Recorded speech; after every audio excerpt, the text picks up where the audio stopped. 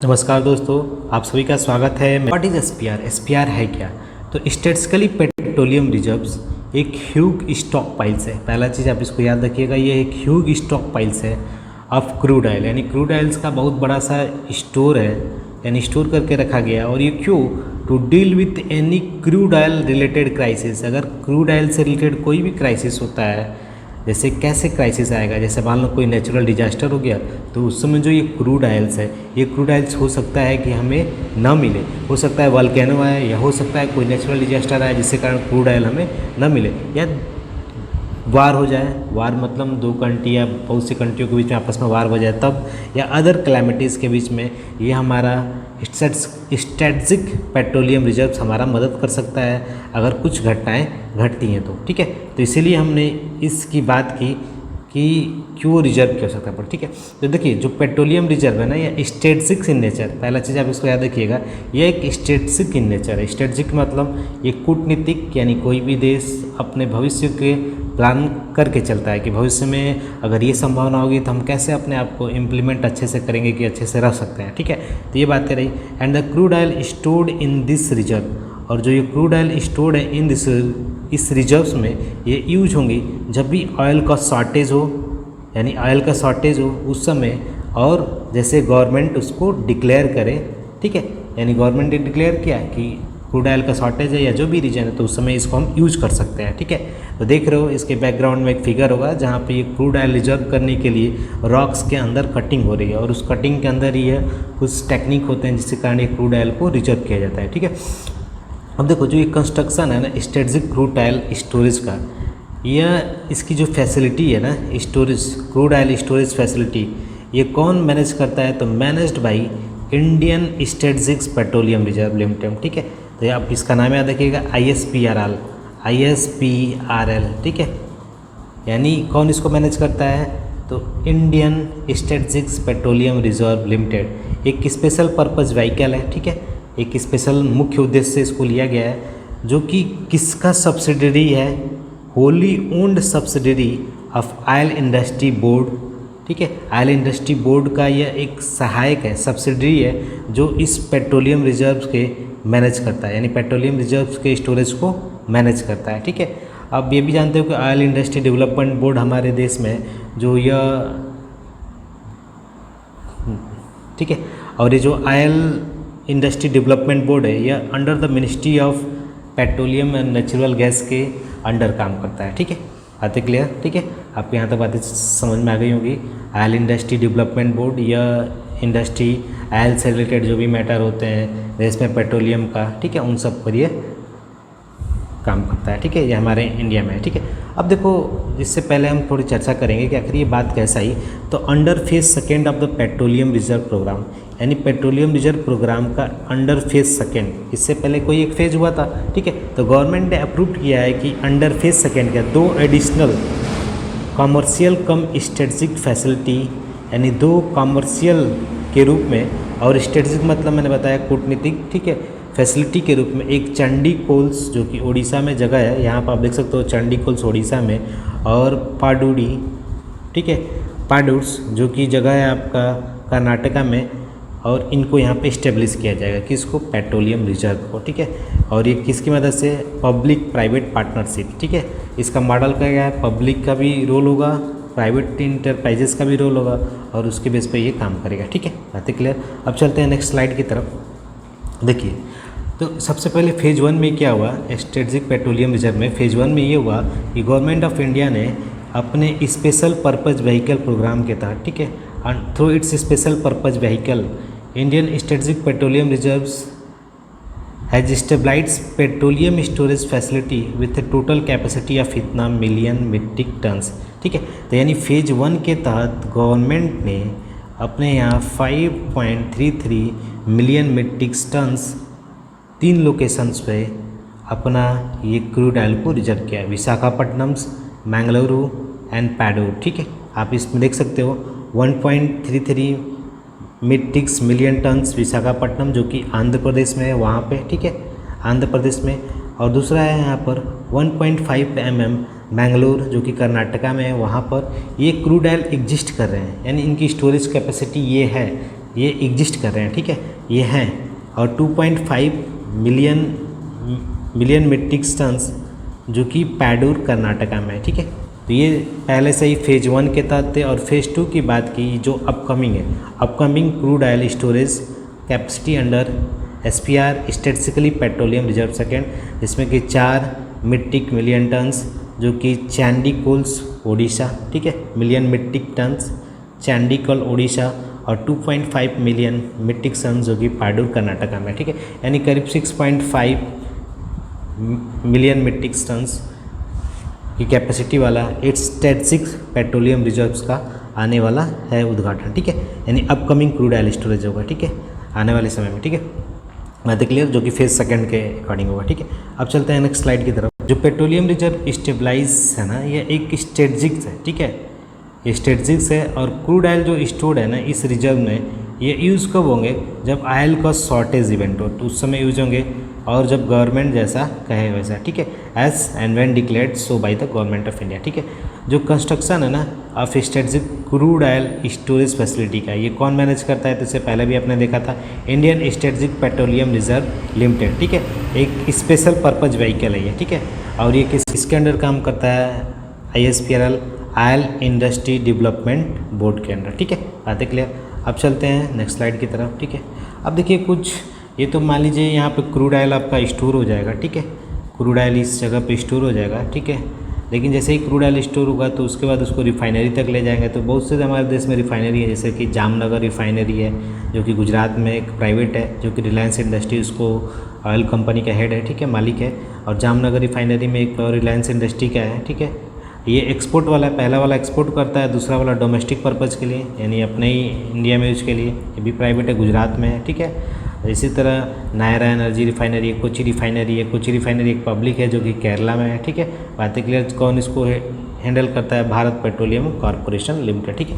तो ये तो पहले आपने जाना कि जहाँ पर हम रिजर्व कर सकते हैं, ठीक है। उसके बाद रिफाइनरी में आएगा जहाँ पर प्योर होकर वहाँ से अलग अलग ऑयल्स जो कि पेट्रोलियम्स, डीजल्स, ये सब हमें मिलेंगे, ठीक है। बातें क्लियर। अब देखिए एक और चीज़ में थोड़ी जानकारी रख लीजिए, जो एक ओपेक नाम की एक संस्था है, OPEC can influence world oil supplies and prices. जो वर्ल्ड ऑयल का सप्लाईज है और प्राइसेस है, ये कौन हैंडल करता है, ओपेक, ठीक है। उसका इस पर कंट्रोल है या पावर, ठीक है। ओपेक्स में कौन सी कंट्री हैं जिन्होंने, ओपेक्स में शामिल है कुछ कंट्रियाँ जिसमें कि some of the world's largest oil reserve, कुछ कंट्री ऐसी हैं जो वर्ल्ड की सबसे अधिक ऑयल रिजर्व रखी हैं, वो इसमें इंक्लूड है, ठीक है। अब थोड़ा ओपेक के बारे में जान लेते हैं। तो ओपेक है क्या, तो ओपेक्स एक ऑर्गेनाइजेशन है, ठीक है, अब पेट्रोलियम एक्सपोर्टिंग कंट्री का जो फाउंडेड किया गया था बगदाद इराक में, ठीक है, बगदाद इराक में। और इसमें एग्रीमेंट में जब हुआ था तो 1960 में एग्रीमेंट हुआ था, और 5 कंट्रियों ने इसमें पार्टिसिपेट किया था, जैसे कि इस्लामिक कंट्री थी, इस्लामिक, ठीक है, Republic of Iran, Iraq, Kuwait, Saudi Arabia and Venezuela, ठीक है। तो आप ओपेक जानिए, ओपेक है क्या, तो एक ऑर्गेनाइजेशन है आप पेट्रोलियम एक्सपोर्टिंग कंट्रीज़ का, ठीक है। और इसमें ओपेक संस्था करता क्या है कि जो वर्ल्ड ऑयल सप्लाईज है और प्राइसेस है उसको रेगुलेट करता है, ठीक है। आप देख सकते हो ओपेक कंट्रीज़ कौन कौन है, नाइजीरिया, अंगोला, ठीक है, अल्जीरिया, लीबिया, ठीक है, ये सब चीज़ें ओपेक कंट्री के अंडर में, ठीक है, आप देख सकते हो, ठीक है। अब चलते हैं नेक्स्ट टाइम। इस समय करंट की मैं बात करूँ तो जो यूनाइटेड स्टेट है ये टॉप ऑयल प्रोड्यूसिंग कंट्री है, ठीक है। इस समय ये टॉप ऑयल प्रोड्यूसिंग कंट्री है वर्ल्ड में।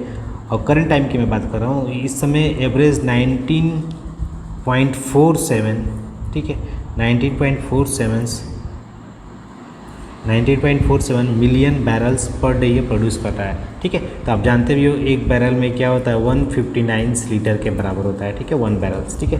बातें क्लियर, 1 बैरल 159 लीटर के बराबर होता है, ठीक है। तो इतना million barrels per day produce कर रहा है, ठीक है।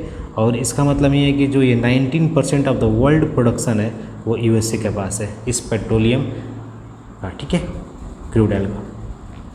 नेक्स्ट चलते हैं और देख लीजिए US क्रूड ऑयल के जो टॉप 5 स्टेट हैं, टेक्सास है, गल्फ ऑफ मैक्सिको है, ठीक है, नॉर्थ डैकोटा है, न्यू मैक्सिको है। और अब देखिए why needs strategic petroleum reserve, हम बात करेंगे क्यों हमें स्ट्रेटजिक पेट्रोलियम रिजर्व की आवश्यकता पड़ी, ठीक है। तो एक थोड़ा सा बैकग्राउंड में जाएंगे हिस्ट्री में, ठीक है। तो जो गल्फ वार था वो 1990 में गल्फ वार हुआ था, जिसके कारण क्या हुआ था कि एक शार्प राइज हो गया था ऑयल के प्राइस में, यानी ऑयल के प्राइस में अचानक तेज़ी से आ गया, प्राइस बढ़ गया। ठीक है, तो गल्फ वार होता है कि अभी थोड़ा जान लीजिए। तो Gulf War as a war waged by coalition force from 35 nations. ठीक है, गल्फ वार एक वार बेस था जो कि कोएलिशन फोर्स थी, यानी बहुत सी कंट्री थी इसमें, 35 नेशंस थी, और by the United States against, किसके अगेंस्ट यूनाइटेड स्टेट ने किया था? Iraq, in response to Iraq's invention and extension of Kuwait. Iraq ने आक्रमण किया था कुवैत पर और उस पर कब्जा जमा लिया था। ठीक है, जिसके कारण क्या हुआ? ऑयल प्राइसिंग, यानी जो ऑयल का प्राइसिंग है और प्रोडक्शन डिस्प्यूट हो गया था। ठीक है, तो ये गल्फ वार हुआ था। ठीक है, तो जब गल्फ वार 1999 में हुआ था, 1990 में हुआ था, तो ऑयल का प्राइस अचानक बढ़ गया। ठीक है, और इंडिया का इंपोर्ट्स बढ़ जाएगा भाई, क्योंकि ऑयल का प्राइस बढ़ेगा तो हमें ज़्यादा पैसा देना पड़ेगा तेल लाने के लिए। ठीक है, तो 1991 में क्या हुआ? उसके बाद 1991 इंडिया में इकोनॉमिक क्राइसिस आ गया। ठीक है, इकोनॉमिक क्राइसिस आने का मतलब इंडिया में हम लोग अपने आप को इकोनॉमिक में बहुत पीछे हो गए। ठीक है, हम एक सामान को खरीदने के लिए उतना पैसा हमारे पास नहीं था। ठीक है, बोल सकते हैं तो जो फॉरेन एक्सचेंज रिजर्व था वो बेयरली, यानी बहुत कम मात्रा में फाइनेंस कर सकता था 3 सप्ताह का इम्पोर्ट्स। ठीक है, यानी 3 सप्ताह में जो भी आप इंपोर्ट कर रहे हो उतना ही हमारे पास पैसा था। ठीक है, जो फॉरेन एक्सचेंज था ये सिर्फ 3 सप्ताह के लिए ही था। 3 सप्ताह में जो चीज़ आपने इंपोर्ट किया 3 वीक्स के लिए, उतना ही हमारे पास था। ठीक है, जिसके कारण government came close to defaulting on its financial obligation. Government अपने फाइनेंशियल ऑब्लिगेशन को मतलब कि सही बता रही है। ठीक है, अब ये देखो 1991 का क्या इंडियन इकोनॉमिक क्राइसिस है, तो एक इकोनॉमिक क्राइसिस था जिसमें इंडिया का पुअर इकोनॉमिक पॉलिसी थी। ये क्यों हुआ? ठीक है, अब ये इकोनॉमिक क्राइसिस क्यों हुआ? लिखा है that resulted from poor economic policy, यानी वहाँ पर पुअर इकोनॉमिक पॉलिसीज थी। ठीक है, इनएफिशिएंट पब्लिक सेक्टर यूनिट्स, यानी जो पब्लिक सेक्टर यूनिट्स थे ये इनएफिशिएंट थे। ठीक है, और and the resulting trade deficit, और ट्रेड का डिफिसिट, यानी हम ट्रेड में बहुत पीछे थे, जिसके कारण क्या हुआ? हमारा बैलेंस ऑफ पेमेंट क्राइसिस हो गया। ठीक है, बैलेंस ऑफ पेमेंट क्राइसिस हो गया। तो बैलेंस ऑफ पेमेंट होता क्या है?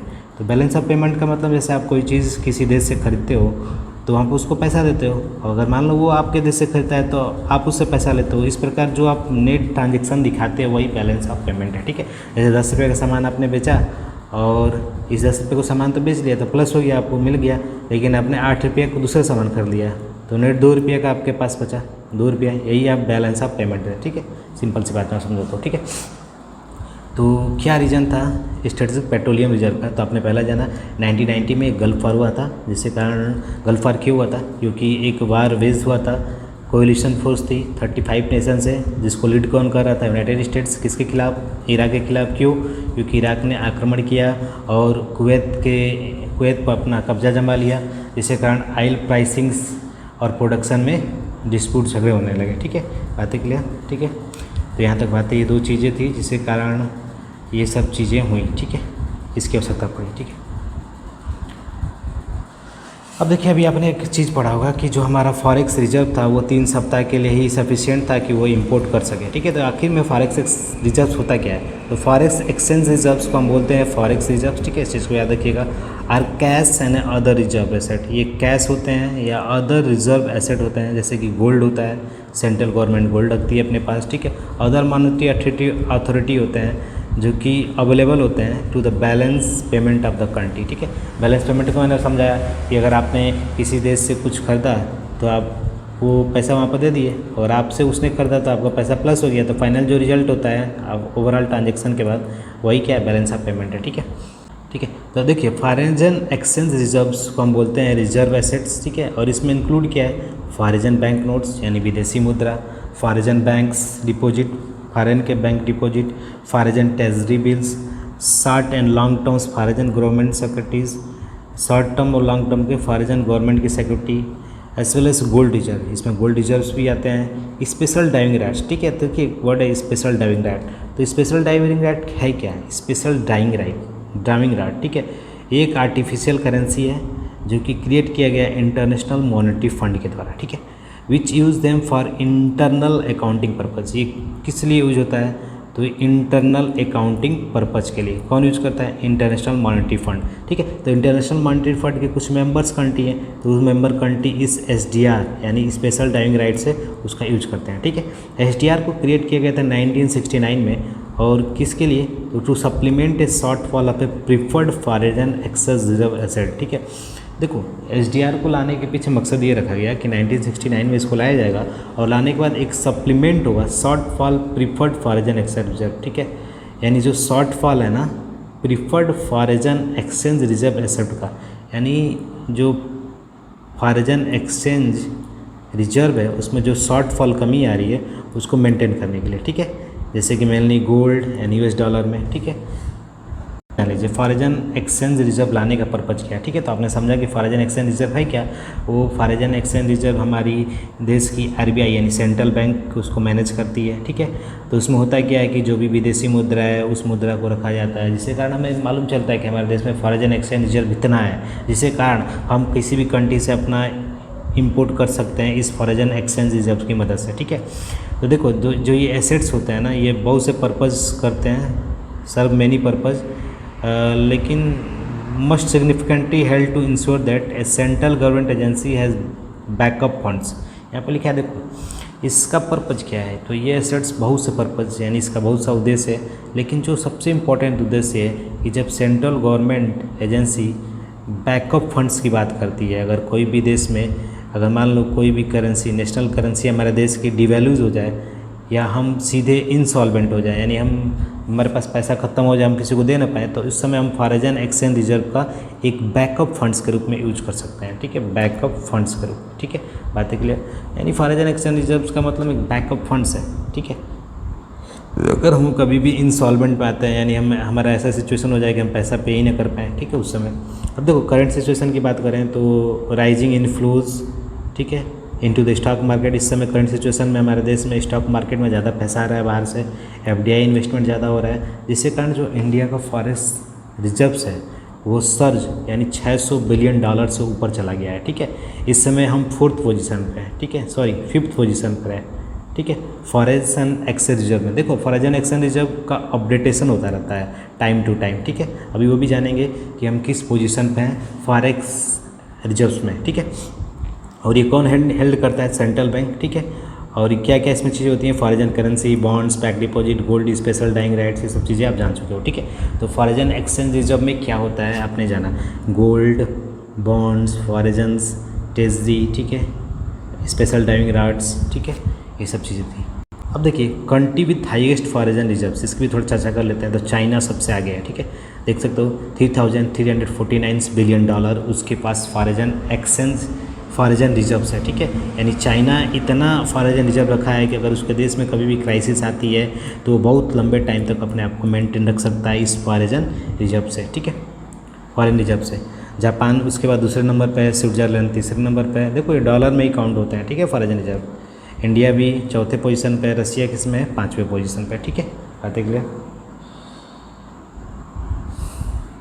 अब देखो इंडिया का जो इंडिया का Reserve Bank of India Act है 1934, इसमें एक प्रोविज़न है reserve bank to act as the custodian of foreign reserve.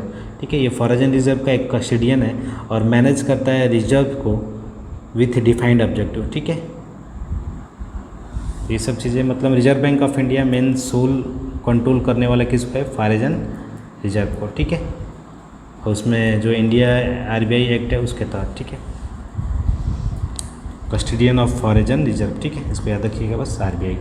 कि 1998 में क्या हुआ कि जो अटल बिहारी वाजपेयी जी थे, ठीक है, हमारे देश के प्रधानमंत्री, उन्होंने एडमिनिस्ट्रेशन प्रपोज किया कि हम पेट्रोलियम रिजर्व बनाएंगे, क्योंकि हमारे देश में अगर लॉन्ग टर्म के लिए सॉल्यूशन हम चाहते हैं, क्योंकि भविष्य में अगर ऐसी कोई भी आपदा आती है तो उस समय हमारे देश में पेट्रोलियम रिजर्व होने चाहिए, जिसके कारण हम अपने देश को डेवलप रख सकें और डेवलप कंट्री में काउंट कर सकें। ठीक है, तो ऑयल मार्केट को उन्होंने मैनेज करने के लिए लॉन्ग टर्म सॉल्यूशन सोचा, किसके रूप में? तो आपने जाना कि स्ट्रेटेजिक पेट्रोलियम रिजर्व के रूप में। ठीक है, तो उस समय 3 स्टोरेज फैसिलिटी बिल्ड किए गए अंडरग्राउंड। देखिए आप अंडरग्राउंड यानी रॉक के अंदर, चट्टानों के अंदर। ठीक है, अंडरग्राउंड्स उस तरीके लगाया गया जैसे मैंगलोर में, विशाखापट्टनम में और पैडोर में। ठीक है, बातें क्लियर? ये सब कोस्टल एरिया के आसपास है। ठीक है, अब चलते हैं कंस्ट्रक्शन ऑफ ISPR, यानी जो ये ISPR है इसका कंस्ट्रक्शन कैसे होता है। जो क्रूड ऑयल स्टोरेज है ना, ये कंस्ट्रक्टेड होते हैं अंडरग्राउंड रॉक कैवर्न्स में, ठीक है। देखो रॉक कैवर्न्स में, इस फिगर में आप देख सकते हो एक रॉक कैवर्न्स के अंदर, ठीक है। और ये लोकेटेड होते हैं ईस्ट और वेस्ट कोस्ट ऑफ इंडिया, यानी इंडिया जो हमारा भारत है उसके ईस्ट और वेस्ट कोस्ट पे ही लोकेटेड है जनरली। और क्रूड ऑयल जो इस कैवर्न से होता है ना, ये सप्लाई होते हैं इंडियन रिफाइनरी की तरफ, ठीक है। मैंने बताया था कि इंडियन रिफाइनरी कौन कौन हमारे देश में है। तो इंडियन रिफाइनरी में आप देख सकते हो तो जामनगर में, ठीक है, जो कि गुजरात में जामनगर है, उसको रिलायंस इंडस्ट्री हैंडल करता है, जो कि पब्लिक प्राइवेट है। और उसी प्रकार बहुत सी इंडस्ट्री जैसे कि ONGC भी है, जो कि पब्लिक इंटरप्राइजेज है, जो कि रिफाइनरी को हैंडल करता है, ठीक है। बात क्लियर। तो यहाँ से ये चले जाती हैं पाइपलाइन की मदद से, ठीक है, उस तरफ यानी रिफाइनरी की तरफ। और जो अंडर रॉक कैवर्न्स है इसको हम बोलते हैं safest means of storing hydrocarbons, ठीक है। यानी यह एक सेफेस्ट तरीका है कि आप हाइड्रोकार्बन को स्टोर कर रहे हो। अब यहाँ पे एक वर्ड आया हाइड्रोकार्बन, तो हाइड्रोकार्बन क्यों जिक्र किया गया। हाइड्रोकार्बन इसलिए जिक्र किया क्योंकि जो भी पेट्रोलियम प्रोडक्ट होते हैं वो कार्बन और हाइड्रोजन के ही जनरली होते हैं, ठीक है। इसलिए कार्बन और हाइड्रोजन से ही मिला है तो हाइड्रोकार्बन बोला गया, ठीक है।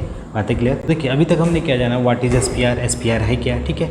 स्टैटिस्टिकली पेट्रोलियम रिजर्व, इसकी आवश्यकता क्यों पड़ी और हमारे देश में इसकी आवश्यकता पड़ी तो हमने कहाँ कहाँ इसे बनाया, ठीक है, किस जगह पर लोकेशन पर बनाया।